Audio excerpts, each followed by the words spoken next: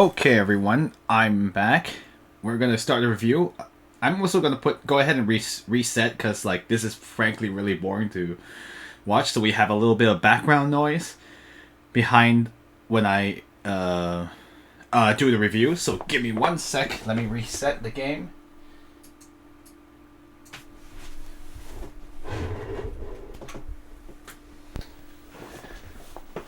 Yay! So nostalgic. Anyway, so I'm gonna go ahead and, since we finished our playthrough, I'm gonna go ahead and start the review. So, I know it's so soon since we did another review of a game. But anyway, and hello everyone, welcome back. Red Ninja, Zeo, Corvid, and everybody else. So you guys can hear me, right? I think I should be plenty loud above the game, so... excuse me. So we'll just have the intro playback, and so you can watch a view of Marin again. Aww, so sad. But anyway, this actually makes me really interested to see what the remake changed. Anyway, that's besides the point. Anyway, so this is the review of The Legend of Zelda: Link's Awakening DX. So generally, how I do these reviews is with I usually spread it out with story, graphics, sound, and then gameplay. And, yeah, and then those are usually the four criteria I usually grade games on anyway. So, of course, with this review, I will caveat and remember that I will be comparing it against its contemporaries, against 1998 and 1993. Well, 1998 might even be unfair, given this is a remake. Well, not a remake, just a re-release. So, really, I should be comparing against 1993. So, this game was originally made for the Game Boy. Yes, the Game Boy, not the game... It's not even a Game Boy Color exclusive game. Even this version. This version just has Game Boy Color enhancements, but otherwise, it's pretty much the same as, the original Game Boy game, plus the optional dungeon, which we showed today, which is not available in the original Game Boy game. So, yeah, so I will be keeping all of that in mind, so I'm not going to be grading it against 2019, which would be very unfair. So, anyway, so first we go ahead and with the story. With the story, it's... Zelda games are generally not... Okay, that's not true either. Not anymore these days, but the old Zeldas are a bit lighter on the story side. It's generally very simple. Usually a really simple story. But one interesting thing, I will be also comparing it against other Zeldas. So this game is interesting in that it doesn't feature a really a villain like a Ganon. Ganondorf or / Ganon is not the villain of this game. It has nothing to do, and it doesn't even take place on Hyrule either, so it's actually kind of a nice change from a lot of the other games in the series, which usually has Ganon as a very principal villain. Oh no, spoiler alert. I'm just kidding. Anyone who's played Smash Brothers would know this. But I actually think it's actually kind of interesting. This game is actually kind of a sad story too, because in the end, although you don't see too much story, but there is the little interaction with Marin, and it's sort of, and also with the villagers, and you always get this sense that Marin, I think Marin had this sense that you were going to leave, and that's why she always kept saying not to forget her. And it's kind of oh, she might have a sixth sense and knowing that the island is going to disappear. And the island is merely a creation of the Windfish's dream. So technically, the place doesn't exist. And it's actually kind of interesting. It's actually interesting that they chose this kind of plot. And then you get to at least interact with the villagers. And it's actually really sad when you see them go, you don't... At first, maybe it kind of goes really fast. The game isn't dwelling on the melodrama. They don't overblow it at any point, in any capacity. But if you think about it, the interesting thing is this is the kind of game where you think about what you did and you're oh, that's really kind of sad that they don't actually exist. And even though they felt just as real as anybody else, but in the end, they're as ephemeral. They're more ephemeral than anything than regular reality, even though they felt just as real as reality, right? So that's why even the nightmares were like, yo, don't do this, you're gonna destroy the world. Are you really sure? And it's really interesting where even like the enemies are the ones saying like, hey, you know, you're going to destroy this place. But you know, ultimately, like, I guess like Link has to go back to his... Link has to stop dreaming. It's not his reality. And in the end, you just kind of like... You get to know everybody, but in the end, it's just a dream. And you have to go back.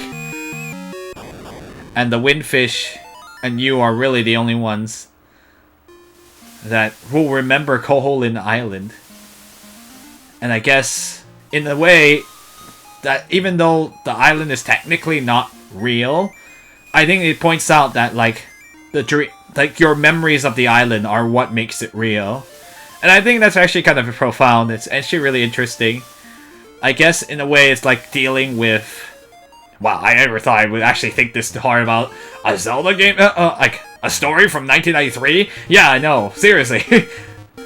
So I think like... I mean, Koizumi, who was one of the writers, he also wrote, like, did some writing for Mario Galaxy as well. So a lot of, like, that kind of, these kind of, like, interesting things to think about, even within a simple story. So I think that's kind of his specialty. So, like, this was definitely, I can see why some of his influence. I actually didn't know Koizumi worked on this, but it makes a lot of sense now that I think about it. But it's like, I like how they tell you that even though, yes, the world is gone, but Link's memories of the place that live on are what makes the place real. It's not just a dream world. It's a real world. And it will still be in his memory. So, I thought that was actually really interesting that they pointed that out. I mean, like, during the dungeons, like, there's not too much, like, the story's not very long or complicated, but it's a nice story that's kind of like surrounds just like the whole strangeness of it. And even in the dungeon design, like how some of the enemies are, like the presence of so many random Mario enemies and like just these weird off-kilter things that don't normally appear in Zelda games. I like how they use the dream setting to kind of like add in all these weird things that you would never normally see in the Zelda game. So it's even like all the Mario things and like Tarin being very much like a Mario, looking like Mario himself. It's actually really interesting that they actually were so creative to use this weird setting as a way to add some really interesting elements to a Zelda game. So overall, like, you know, it's not like the most complicated like story ever, but I think it's a simple, if not bittersweet, kind of story, right? It's not exactly the happiest thing in the world, but at least like you actually will think about it and it will stay with you. So I can see why a lot of people really like the game. Like, it's actually a shame I never played this. Like, this is my first time ever playing the game all the way through. I had never played it. I never owned the game when I was a kid, so it has some like, I only saw the game in game guides, so I actually kind of already knew the plot, just general plot of it, but I think playing the game has given me a better idea of why people like the game so much from their memories of nostalgia. And for me, like, I knew a lot of how the game worked, but I never played it, so it's actually really interesting to experience it now. It's just something I wanted to say, since I've been playing, since, like, I have a lot of nostalgia, like, these scenes are nostalgic for me because I've seen them from game magazines and a game guy I owned a long time. I still own, actually. Do I still have one? I have it somewhere, but anyway. So yeah, so story is really interesting for a Zelda game, and really interesting how they've made a Zelda game around a story like this one. Alright, for graphics, I mean, it's 1993, it's a Game Boy. Even the Game Boy Color, like, it looks basically like an NES game, and by the time of 1998, it was basically like It's nothing more than a color-enhanced port of a 1993 game. So, if you're gonna compare to 1993, it definitely was more cutting edge for a portable game. And like they did a lot of things to make it so that the experience of playing it was really good. So, what I mean is that, you know, the game was made for a small screen, and on a small screen things need to be bigger. So that's why the sense of space is very different, and like it's very. Like, they made sure the text was readable, they made sure that you could still see what the crap you're doing, because, like, if you think about it, if you had tried to put, like, the Super Nintendo Zelda of that size onto the Game Boy, and to have the sprites be this small, it would be, like, impossible to see. And, okay, guys, look, hold on, give me a second.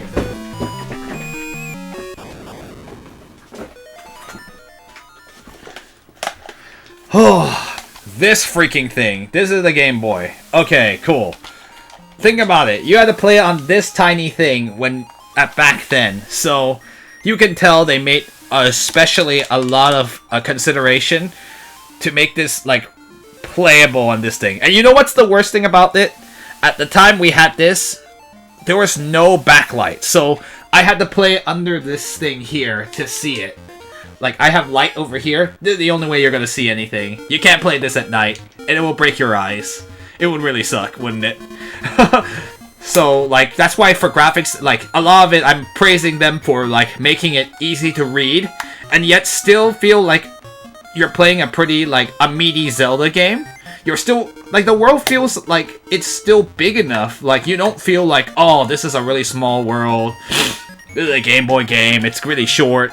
And, like, it is shorter than most of the Zeldas, but, like, when I was exploring, I never felt like the way the things are set up is you never feel like you're restricted or, like, it's very small. And you can easily see what's going on in the world, so you don't have a difficulty figuring out what is what. Of course, obviously, probably it's easier on the Game Boy Color, because everything's color-coded.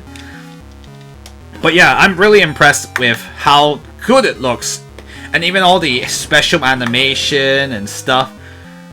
And, even for 1988, yeah, it's not the best look. It's not quite of the Game Boy Advance level. Actually, was the Game Boy Advance out by then? It might not have been, actually. So, no, it doesn't look as good as, like, a Game Gear or a Neo Geo Pocket. Neo Geo Pocket? Was that advanced enough? Yeah, sorry, guys. Sometimes my memories of, like, portable consoles of the time are getting a little bit, like, hazy. But for 1988, like, at the very least, like, it is dated for 1998, but it's still, like, it still looks pretty good, and that's a testament to the art design and what they did, and the clarity of the sprites. They're simple, but they still look presentable, and, like, definitely, like, I definitely wouldn't feel like, oh, this game is an eyesore. Yeah, the colors are more limited, but, like, on the Game Boy Color version, but, like, they actually still look pretty nice, and they look like what they're really good at using the limitations of the Game Boy. If you notice, there's not that many colors, and it's actually really, really cool. So I'm really impressed about how it still looks presentable for a portable game of this time. So yeah, I don't really have any bad things to say. I usually didn't have trouble figuring out what was what. I felt like they did a really good job of, like, showing you, like, of not making it so you didn't know whether something was walkable or not. For the most part, I think. I can't think of any time, like, where it was, like, confusing. I guess the only thing is, like, yeah, water, like, there was some things where I had a little bit difficulty distinguishing whether something was walkable over for at certain times in the game, but it wasn't, like, it's never very severe, so I don't feel like it's a big, it's just a really minor nitpick. There was one time, like, I got confused and didn't go somewhere because I thought it was deep water and I couldn't go on it. But that's kind of my fault, too, because I should have just been more... tried it instead of assuming... Anyway, it was a little bit tricky. With, like, just water and deep water it's a little bit... Their shade of blue is very similar. Yeah, that's all I have to say for graphics. Let's see. And the audio of the game is actually pretty nice. Like, okay, minus, like, some of the sound effects are a little bit shriller than others. Like, I don't think it's very bad at all. I will say the music, like, a lot of the music's good. A lot of the music's good, except some of the dungeons were, I don't know, I don't think, to be honest, like, some of those later dungeons had some music that was just like, ugh, it drove me nuts, and I was commenting about that on stream too. So they're definitely not among my favorite dungeon themes, because they were just like, oh my gosh, it's so, like, it's gonna drive me mad. And, like, because, like, in some of the games, like, let me just say, like, I guess I can praise it for having unique dungeon themes, which is not something, is better, more than what you could say for old Zelda. So, like, Zelda 1 only had one dungeon theme for the whole game. I think Dungeon 2, Zelda 2 I haven't played, so I can't say. I know, what a heathen, hasn't played Zelda 2 on the NES. Link to the Past, the game before this one, only had 2 dungeon themes. So it got kind of old, because the second dungeon theme you hear over and over again. And that was like, oh my gosh. Oh my gosh, it's the same dungeon theme. So I do like the fact that they took that into account and they made unique dungeon themes per dungeon in this game. But, like, some of those dungeon themes are just, I don't know, they're just with the Game Boy instrumentals, it's just so, like, it just kind of drove me crazy after a while.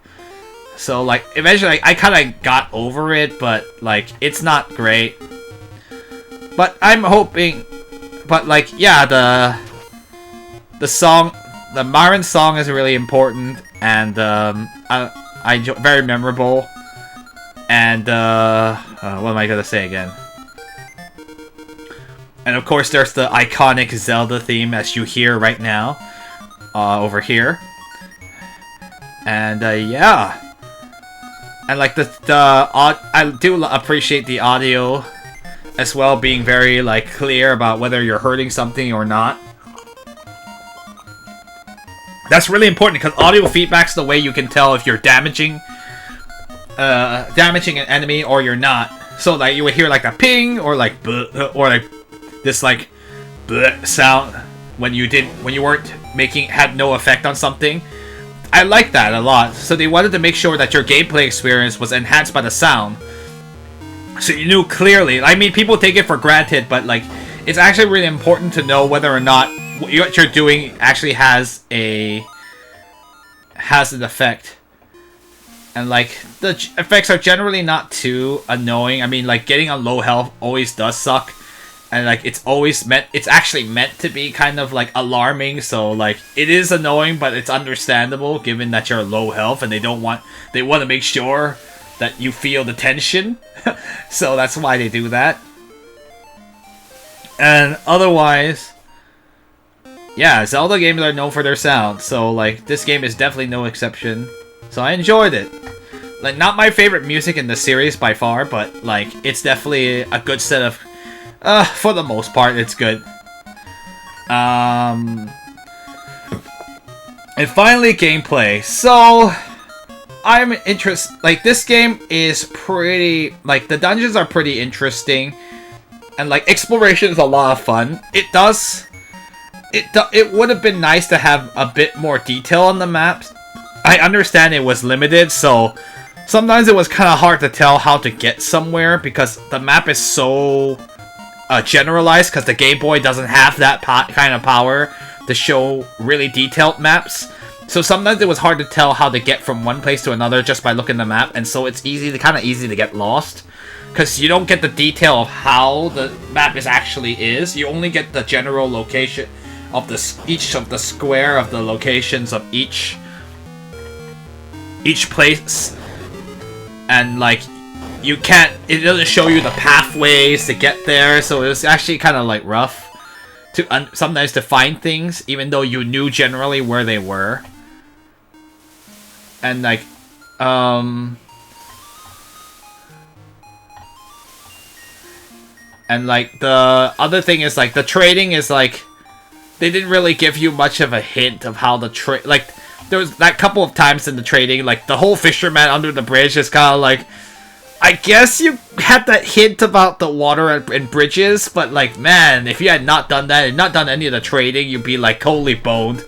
That would have totally, like, I could never get the magnifying glass, what gives? and you need a guide. So there's just these other things that there's a lot of like, what do I do? And even the dungeons, there was that one time where like you could literally stop yourself from getting the beak. And because you didn't get the beak, you couldn't get the hint about how to solve the dungeon because you would and you couldn't figure it out on your own because there was no clue except the owl. So some of the dungeons, there's just these weird things. Like that one dungeon is just pretty like, that kind of poor design, honestly. Which is kind of unfortunate for a Zelda game which relies heavily on the design of its dungeons. Man, that sucked. That was a god dang it if you didn't, just because you chose the other route instead, which is kind of lame. That it's possible to screw yourself over. And there was that whole like, oh my goodness. I mean, some of it you could chalk to just being like not focusing on the details enough. So I mean, some of the dungeons are hard for me, and like I got stuck, and I don't know.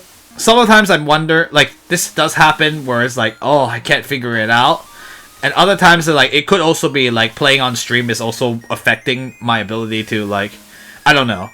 Like, it is a real thing where, like, sometimes when you're playing on stream, you're not as focused. So, you just kind of, like, flail or you get distracted and you're not thinking straight because you're too worried about playing in front of other people. But then again, like, some of those were just, like, a lack of focusing on details. But they're really tough. They're actually, some of those, like, are really, like, tiny little things that you can miss. But when you think about it, you're like, oh, I should have figured it out. Like, the whole thing about in the Eagle Tower, there's, like, there was, like, that one time, like, just... Man, the Eagle Tower when destroying those pillars was just, oh my gosh, that was really annoying. There's a lot of backtracking in those later dungeons that I actually kind of really didn't like very much. And like, I think like, I prefer it when the dungeon is like, once you have the dungeon item, then you can like retrace your steps and go back a little bit. And it's fine to have to like figure out a bigger puzzle, but like, forcing you to go through very specific ways, and you have to like really think about it. Oh my goodness, that Eagle Tower is probably my least favorite of the dungeons. And even after you've gotten the door, you still have to figure out you have to hookshot across from that area, and it's really like not something you were thinking about at the time because you're so exhausted from manipulating the dungeon to get the stupid pillars down. So there was just a lot. There's just a bunch of dungeons. There's just, I don't know if they're my favoritely designed. They really rely on you like seeing this one little thing that you might miss, and that's really tough. And I don't know how I feel about it. Like, I don't think these are my favorite dungeons for Zelda, but they're all interesting enough as it is, and they're not like. And like yeah, I'm kind of half and half. Where there were some dungeons I enjoyed more than others, and probably the earlier dungeons I feel might have like, okay, outside of the whole owl beak one, other than that one, like most of the dungeons were actually pretty fun to do. It's just these later ones, a couple of the later ones that are not the two before the Turtle Rock were. Turtle Rock was actually pretty okay. I actually think that one was alright too. But like the two before was just, oh jeez. Face Shrine and Eagle Tower are just terrible. They're terrible to play through because it's so easy to end up in the state where you have to walk all the way back. Oh my goodness. It was a real hassle to do them, and it wasn't very fun. But you know, in spite of all that, like, the controls are actually pretty good. Oh yeah, I do have one more complaint. It's the enemy hitboxes. So there's a couple of times where flying enemies that you don't think should hit you, do hit you, and it's kind of like, why would they do that? So it just doesn't make any sense. Like, enemies that were like flying up, technically, were hitting you, even though you were behind them on the next tile. It was very, very weird. So like, the hit detection is a little wonky, too. And like, I never liked those. And that happened when bosses as well, especially with these big sprites. They're very difficult to avoid already. And then like, so it doesn't feel like the hit detection is really like as like clean as it was in Link to the Past.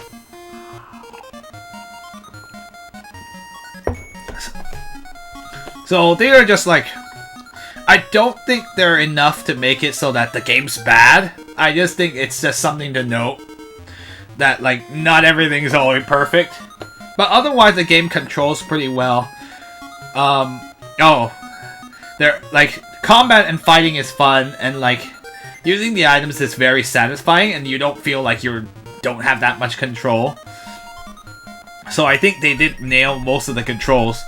I think the only one that I felt didn't control well was the little like wallpaper. I don't know what the machines in Turtle Rock which cover up the holes. Yeah, that one is kind of terrible to control, honestly.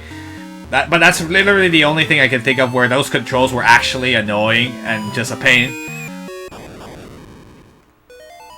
Otherwise, the game controls well. It's fun to play. It's fun to fight. Like, I don't feel like I'm fighting against the controls. And I'm like, even the bosses I feel are pretty fair challenging. Minus the Eagle Tower one is debatable. It's kind of it's slightly annoying, but it's not too bad. All things considered. Final boss is actually really tough for a final boss for Zelda. It's quite a lot of like fights, a boss rush, so it's actually very nerve-wracking, but I'm glad we got through it today. Anything else I want to say? But overall, like, generally, like, exploration is a lot of fun, and like, there's all these little areas you make notes of that you want to go back to, and I like that. So like, the game encourages you to come back and explore things. I wish there were I think the warp holes are pretty useful, but I wish they were more, there were more of them. I feel like there's too little in the game, given how vast the world is, which is kind of interesting. The world is actually quite big, not that small. You would think it'd be smaller because of a Game Boy, but no, they crammed a lot into that, so it's a huge game for a Game Boy game. It's kind of crazy. It's a technical marvel, seriously. Like, I mean, you guys have to understand that the Game Boy is like those things are not even 1 megabyte. This thing had cartridges that were not even 1 megabyte. They were that small. And that's crazy that you can pack such a large game into something that is not even the size of an MP3 file. Like, I'm serious. Like, think about it. An MP3 file, an audio file, which you use to listen to a song, is bigger than this game. The game we're looking at right now. So it's just a testament to how much they were able to cram in there. And it's crazy. And like, it's like a technical wizardry right there. So I really enjoyed the gameplay a lot. So overall, yeah, I'm like, it's really crazy how a lot of these old games were so small, and like this Game Boy game is like uber small, and they crammed so much into it, and it feels like this is like a game that if you played it, it would be like an indie, like people would be super happy to play, would still really enjoy it. So yeah, the gameplay is really good. Gameplay is, for the most part, is very good. So would I recommend this game to people? Well, if you hadn't already been recommended to play this original version of the game by now, I'm gonna also be one of those people that's like, you should play this game. I think it's a lot of fun. I mean, like, maybe you might get stuck a couple of times, but for the most part, like, it's actually a really fun game to play. The bosses are fun to fight against for the most part. Oh yeah, thank you for reminding me. That is true. I do have to point out that the dialogue that tells you can't break things, it was over. Oh, before we forget though. Not only is that annoying, so what happens is something in the game you run into like obstacles you're supposed to use items to, but they keep repeating the same dialogue per screen. So apparently they don't mark it as that you've seen it, so you should know what to do. They keep assuming you forget, and they keep showing it to you over and over again, and you can't skip it. And that's really annoying. And the other annoyance is, there is one thing, but unfortunately because it's a Game Boy game, you can only use 2 items at once, so using multiple items is really a big pain in the butt. And I know this is something that is addressed in the new game, where you can use way more items at a time. But in this game, you can only use 2 items, and that includes your sword. So it's really annoying because you can't use your sword whenever you want. You have to switch it between 2 buttons, B and A. So you can't use more than 2 items, and that's actually really one of the the least fun parts of playing the game. Is just like switching your items all the time and having to go to the menu. And I know it's kind of annoying, and that's something to point out. It does hamper the game quite a bit too. So it makes it feel like sometimes you have to keep switching items over and over again just to get things done. And like, it would be nice to fix that, but they could not, because this game, at the time, they were probably like really limited by the Game Boy Color and only having 2 buttons essentially. I know, think about it. Portables that had 2 buttons? I mean, like, people were like, it's not like modern gamers now have the Switch, which has many buttons. Has like 8 buttons? 8 buttons, yeah.